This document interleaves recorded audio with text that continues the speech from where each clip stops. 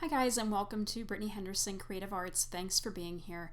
Today we're going to be doing a relaxing art draw with me, and I'm going to be discussing this rabbit drawing that I'm doing and what I would do differently as I've experienced for the first time drawing a rabbit. This was my second rabbit that I've drawn, and it wasn't very easy for me to try to figure out some of what to do, and so let's go over what I would do differently and what I would do again drawing a rabbit.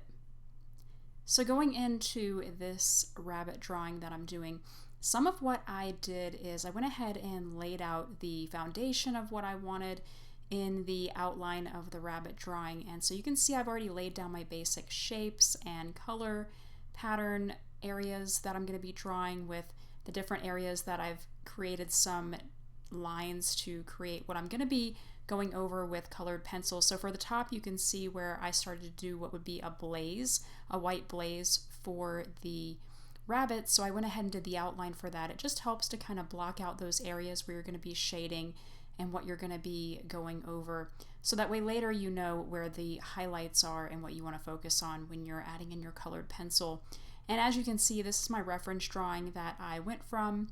The actual drawing did not turn out as this reference, and you saw that of course in the very beginning that it's a very different color that I went with.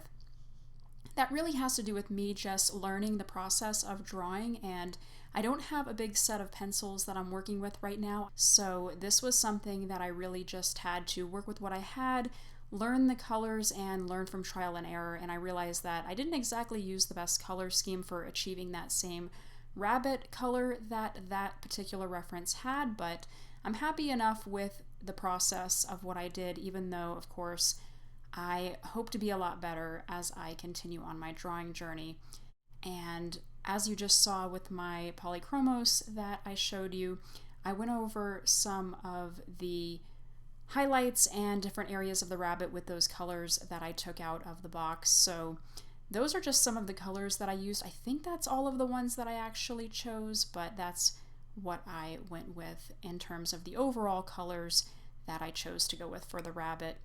And as you can see here, I'm laying down some of these areas with a lot of shading to try to get the eye to look very distinct. One thing that I'm learning in my drawing process is that you really have to make sure that you bring a lot of attention and focus to the eyes. So I'm really trying to work on darkening those eyes. When they seem dark, you probably can go darker, at least in my experience, that's what I've noticed. So I'm laying down the areas here that I really want to focus on, the darkest parts of the drawing. So as you can see, that's the nose and mouth area, the eyes, there's some shading. When I originally started to create this drawing, I was planning on just doing graphite because I wanted to get better with that and draw something that was a little less intensive in terms of how long it would take to finish the drawing. And I figured graphite might be a little bit more of an easy sketch that I could do. Of course, you can make graphite drawings really intensive and spend a lot of time with them, but I just wanted to do more of a quick sketch, but semi-realistic, and that ended up not going the way I had planned because being new, I figured that I wanted to add more color in certain spots, and I wish I wouldn't have now because I really liked where this was going. As you can see with this image, I think the highlighted areas that I created and where I was starting to create focus of shadow and some of the way I outlined this rabbit, I think it got a little bit, it's really easy when you're drawing to go a little too far with it, and I think less would definitely have been more in this case, so I wish I would have stayed with the graphite, but I went ahead and did colored pencil with this one because I thought that's what it needed, and turns out I think I was wrong on that, but you live and learn and do your best with it, so that is part of the learning process. So this is just kind of trying to show you what my process was like, what I would do differently, and that's definitely one of the things I would have done differently in this drawing. Again, this is only my second rabbit that I've drawn. In the first one, I didn't draw quite as much. This one I drew a little bit more of the outline of the body for this one, whereas the one that I ended up doing first was just the head profile of the rabbit, and it was really, really bad. This one is pretty, a lot of progress compared to that first one that I did. So A lot of progress can be made in just the first couple of attempts at something. And, it's really easy, and I do this all the time to myself, more often than not, as I tend to compare myself to other people's drawings, and I can think a drawing that I did, is really good, and I'm really proud of it for only my first or second or third attempt, and then I go and look at other people's drawings of the same type of subject, and suddenly I'm really bummed out about my drawing and thinking it's not that good compared to theirs, and I'm seeing suddenly what I perceive as all the flaws in it, and I think really just stepping back and realizing that it's a learning process, and these people probably spent 15 years or more learning and getting to that point. And maybe, even if they didn't, everybody learns at a different pace. And so this is my pace. And if I look back at some of what I've done before, I'm really proud of how far I've come. And I think that's one good thing about documenting the journey like I am, is that you can look back and see where you came from and see that you actually are making a lot of progress and not comparing yourself to everyone else around you. So as you can see here, I'm starting to add some more of that shading. I'm using some Tombow pencils here, and from what I've heard, they are a little bit more difficult in terms of trying to work with them as a beginner because they are a little bit heavier on the graphite and I think a little less fine in detail sometimes, so it can be really easy to overdo it with them. But I did start learning on them just because one of the teachers that I was watching online used them a lot, and I liked what they were doing for their artwork, and I decided to go ahead and get them anyway. The stubborn part of me, I guess, tries to create challenges for myself that I probably shouldn't as early as I do in the game, but I've had relatively good success with them. I don't think that you should necessarily shy away from them just because they might be a little bit heavier on the graphite, because they haven't been too bad to work with, I don't think, starting out. And of course, the ones I went with for this one are 2B and 4B pencils. You can see here I'm using the netted eraser, and I really love using the netted eraser because you can really make it malleable.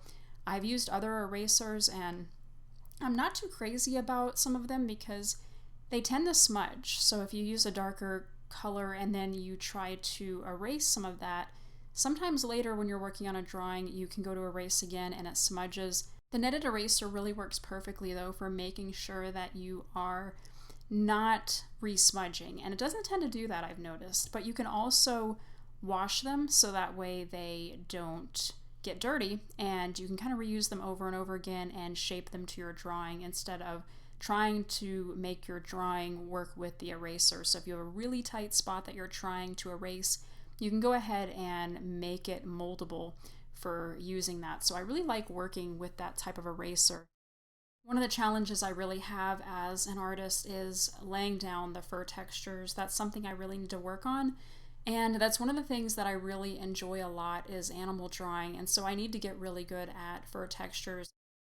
Because the rabbit that I'm drawing from as for a reference is slightly angled, and the cheek of the rabbit was a little bit to the side and not straight on, and that made it a little bit more tricky to be able to get the proportions right.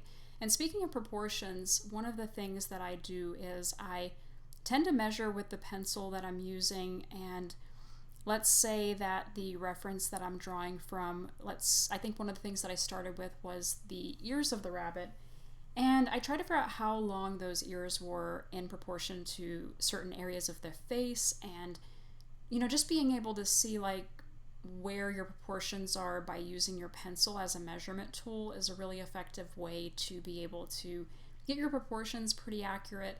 I know some people like to use different graphs to be able to get their proportions correct. I haven't used those yet. This was a method that I learned from an instructor online, and I think it is a really good method, but it's also something that's not too mathematical. My brain is not very math oriented, and I like things that create a challenge but also don't make me feel as if the process is not fun anymore. And I think those graphs, at least at this point, do that for me. It doesn't feel like it is a fun time drawing for me if it gets to be too mathematical. So I like using my pencil as a good proportion tool. It helps it to be accurate, and it also helps to train my eyes to find the proportions, but it doesn't overwhelm me to the point where I lose the enjoyment of the creating process. One thing that I could have done better here, and I'm working on doing, is making sure that I'm building up those fur layers in such a way that you're really paying attention to not only the ways that the hair is laying, but also how long the layers of hair are. So of course, near the nose, it's going to be shorter than it is toward the top of the head for this rabbit. I always go in really light too when I'm building up the outline of my drawing, because you want to be able to erase it easily later. If I wanted to, I could have went in and completely erased everything but left enough of an outline of what I did to be able to use as a guide, and then went in with colored pencil.